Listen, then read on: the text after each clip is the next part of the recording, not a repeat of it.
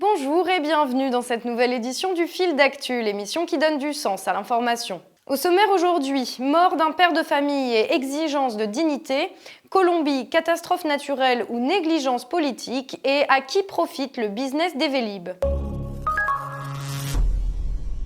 Dimanche 26 mars, Liu Xiaoyao, père de famille chinois, a été tué par balle à son domicile du 19e arrondissement parisien, sous les yeux de sa famille, au cours d'une intervention policière ayant mal tourné. Ce drame a provoqué l'indignation et la colère de nombreux Français d'origine chinoise et de Chinois installés en France, et a notamment donné lieu à une importante manifestation le 2 avril rassemblant des milliers de personnes. Bien sûr, nous n'allons pas ici tenter d'éclaircir les circonstances précises de la mort de cet homme, sur lesquelles les versions de la famille et des brigades anticriminalité sont très différentes, comme dans chaque affaire où une bavure policière est suspectée. Tel n'est pas notre rôle. En revanche, il peut être intéressant de nous pencher sur les demandes que formulent, directement ou non, les manifestants réunis pour exprimer leur colère suite à la mort d'un homme. La fosse, c'est notre maison.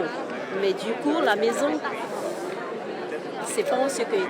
C'est la première fois que je viens. Je ne suis pas parisien. Je suis en banlieue. On est en colère. La police, c'est pour nous protéger à nous. Avant, s'il arrive quelque chose, il faut appeler la police. Et là, on est perdu. Sur ce sujet, beaucoup de choses auront été dites. Certains journalistes n'ont pas hésité à affirmer la présence derrière des manifestations auxquelles ils ne sont pas habitués, de la mafia ou du régime chinois. Encore une fois, il nous est difficile d'apporter un point de vue sur cette question. Mais évoquer cette possible ingérence nous semble un moyen un peu rapide de délégitimer une parole qu'il importe pourtant d'écouter. Car quelles demandes les manifestants formulent-ils ? Rappelons-nous qu'en septembre dernier, l'agression mortelle de Zhang Chaolin, père de famille domicilié à Aubervilliers, avait entraîné des manifestations portant sur le manque de moyens policiers et sur la dénonciation des clichés racistes dont étaient victimes les Asiatiques et les Français d'origine asiatique. Un phénomène loin d'être anecdotique. À Aubervilliers, les vols avec violence à l'égard de cette communauté ont triplé en un an. C'est alimenté de préjugés en fait que la communauté asiatique véhicule. Voilà, on a beaucoup d'argent sur nous, on est plutôt discret, donc on va pas forcément se plaindre à la police. Et du coup, ça génère en fait des agressions de cet ordre-là. Bonjour grand maître et bienvenue dans ce temple où vous allez m'apprendre tout ce que je dois savoir. Aujourd'hui, le ton des manifestants est différent. Ce qui est dénoncé, c'est une forme généralisée de deux poids, deux mesures. Le fait que les Chinois et les Français d'origine chinoise, bien qu'ils travaillent, payent des impôts, contribuent à la richesse nationale, restent avant tout traités comme des citoyens de seconde zone, à qui la société demanderait de rester invisibles et silencieux et de ne pas se mêler des affaires de la collectivité. En fait, ça me met en colère qu'on me renvoie une image d'étrangère dans mon propre pays. Tran, c'est marrant. Mon docteur s'appelle Tran, tu le connais? Bah alors, Bruce Lee. Vous parlez super bien français. Ce qu'il y a de bien avec vous, les Asiatiques, c'est que, franchement, vous êtes discrets, travailleurs, vous faites pas de vagues.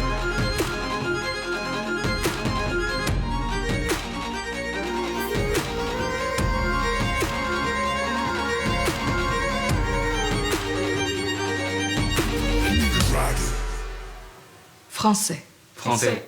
Français. Ce que demandent les manifestants, c'est peut-être juste d'être considérés comme des citoyens à part entière, ce qui signifie évidemment des devoirs qu'ils estiment remplir en respectant les lois de notre pays et en contribuant à sa richesse, mais également des droits, parmi lesquels, en premier lieu, celui à la dignité, à la justice et à la reconnaissance. On peut demander aussi aux journalistes qui nous disent que nous sommes des mafias, qui nous disent que nous sommes contrôlés par l'ambassade de Chine.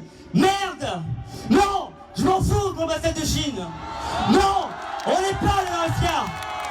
Je veux ni plus ni moins que nos droits à la sécurité, ni plus ni moins qu'un autre Français! Parce que oui, on est Français! On est ici pas que pour les Chinois, mais pour tout le monde! Pour la sécurité de tout le monde! Des demandes auxquelles ne semble guère pressée, par exemple, de répondre une classe politique étonnamment muette sur la mort de Liu Xiaoyao, là où chaque candidat à la présidentielle avait son petit avis sur l'affaire Théo. Une absence de réaction assez incompréhensible qui ne fait que confirmer l'impression des manifestants et qui montre qu'il n'y a pas forcément besoin d'aller chercher la patte de la mafia pour comprendre pourquoi des demandes légitimes s'expriment aujourd'hui.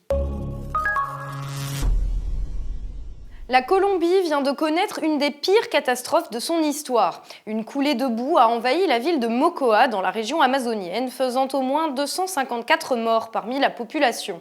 Alors que les sauveteurs cherchent désespérément des survivants, la ville est dévastée, les véhicules sont emportés et les maisons sont recouvertes par la boue. Les habitants rescapés se retrouvent sans domicile, sans eau ni électricité. Mais ne s'agit-il que d'une catastrophe naturelle que l'on ne pouvait ni prévoir ni éviter?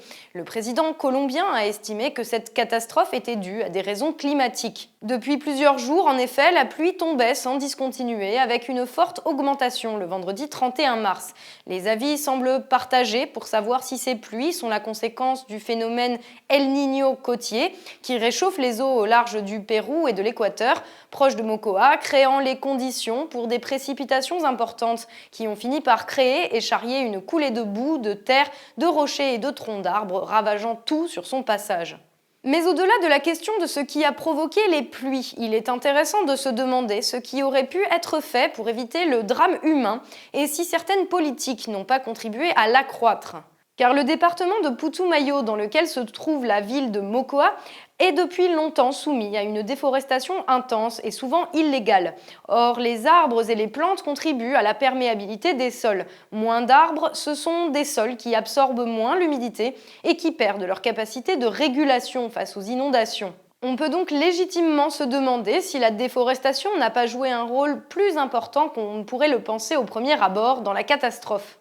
D'autant que le phénomène est galopant en Colombie, où l'on estime que 150 000 à 250 000 hectares de forêt disparaissent chaque année, sous le triple effet d'une intensification de l'élevage, d'une culture de coca massive et illégale et d'une politique de pulvérisation d'herbicides destinée à éradiquer ces mêmes champs de coca, plante dont est extraite la cocaïne. Plata o plomo. Ustedes eligen. Pour revenir à la ville de Mocoa, tout le monde en Colombie semblait savoir que la zone présentait ce genre de risque. Depuis plus d'un an, plusieurs organisations environnementales ont attiré l'attention du gouvernement sur cette situation et préconisaient l'évacuation de la zone qui, précisément, a été la plus touchée par la coulée de boue. Mais visiblement, l'État colombien n'a pas jugé nécessaire de mettre en place un plan de relogement coûteux à destination des personnes vivant dans les quartiers les plus pauvres de la ville. Pourtant, le drame humain aurait alors été considérablement limité. Au final, alors qu'il faudra des mois à la ville pour se remettre debout et des vies entières aux habitants pour pleurer leur mort, on peut voir en Mocoa l'illustration extrême de ce qui arrive quand un gouvernement se désintéresse de ses citoyens et que les politiques agricoles ne sont pas pensées sur le long terme. Une réalité particulièrement cruelle en Colombie, mais qui n'est pas sans faire écho à ce que nous connaissons et qui nous rappelle peut-être la nécessité de changer certaines choses rapidement. Et tout de suite, notre séquence, le reste de l'actualité, en 1 minute 38 à peu près. En Italie, le bord de mer, c'est joli. Rien d'étonnant dès lors à ce que le pays vote des lois pour le préserver, notamment d'exploitation pétrolière qui aurait des conséquences désastreuses tant sur l'environnement que sur le tourisme. Une décision qui ne semble pas au goût de la compagnie pétrolière Rock Hopper Exploration, qui espérait bien exploiter des gisements au large des côtes et qui demande réparation à cet affront devant un tribunal d'arbitrage privé. Il ne faudrait pas que la nature ou la loi deviennent des entraves au profit. Les fins de mois difficiles, on connaît tous, visiblement François Fillon aussi, puisqu'il a déclaré ne pas réussir à mettre de l'argent de côté tous les mois. C'est sûr qu'entre sa paye de député et ses activités de conseil, ça ne doit pas être facile tous les jours. Entre ça et Macron qui nous parle de ses années de galère étudiante à 1 000 € par mois, on se dit que décidément, ces gens-là vivent sur une autre planète. 6 ans après la catastrophe, les habitants de la région de Fukushima sont priés de rentrer chez eux. Comment ? En leur coupant les aides au relogement auxquelles ils avaient droit jusque-là. Et peu importe si les taux de radiation sont encore 20 fois supérieurs à ceux recommandés. Au Japon, la sécurité et le principe de précaution, c'est sympa, mais à condition que ça ne coûte pas trop cher à l'État. Selon l'organisation non gouvernementale Oxfam, les 20 plus grandes banques européennes, dont plusieurs françaises, ont réalisé en 2015 25 milliards d'euros de bénéfices dans les paradis fiscaux, soit plus du quart de leurs bénéfices. Encore une preuve, s'il en fallait, de l'ampleur de l'évasion fiscale dans le secteur bancaire. Tous les citoyens qui payent honnêtement leurs impôts apprécieront. Et enfin, un fait qui pourrait sembler totalement anodin et particulier à l'agglomération parisienne, mais qui va nous permettre de nous poser beaucoup de questions. Début 2018, le parc des Vélib', ces vélos de location disponibles en libre service et bien connus des Parisiens, sera entièrement renouvelé et transformé. Pour comprendre ce changement, il nous faut expliquer le système Vélib'.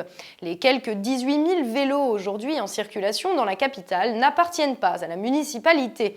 Ils sont en réalité la propriété d'une filiale du groupe multinational JC2Co, spécialisée dans l'affichage publicitaire urbain. La ville de Paris a en réalité passé un marché avec la société en 2006, lui conférant l'exploitation et la gestion de ce parc de vélos en échange d'une part des recettes. Nous intervenons en termes de réparation, qu'elles soient légères ou lourdes, sur environ 1200 à 1500 vélos par jour. En 2018, ce contrat prend fin et c'est une autre entreprise, Smooth, qui, sauf retournement surprise le 12 avril prochain, se verra attribuer le marché des Vélib'. Les vélos, les bornes et le système de location seront alors entièrement modifiés. Reste à savoir ce que deviendront les 315 salariés actuels de Vélib'. C'est le brouillard complet pour nous. On ne sait pas au jour d'aujourd'hui comment on va être mangé demain. Je ne vous cache pas que c'est panique à bord. De leur côté, les pouvoirs publics mettent en avant la responsabilité de JC2Co, l'actuelle entreprise, qui savait qu'elle n'aurait pas forcément ce marché pour toujours. Cette affaire nous permet de poser la question de l'attribution de marché et de la délégation de gestion par les municipalités et plus généralement par les collectivités. En effet, on pourrait se demander pourquoi la ville de Paris n'est pas propriétaire et exploitante du parc Vélib' et en quoi il est ou non légitime que le privé tire bénéfice de ce qui est supposé être avant tout un service aux habitants. Oh non! Non!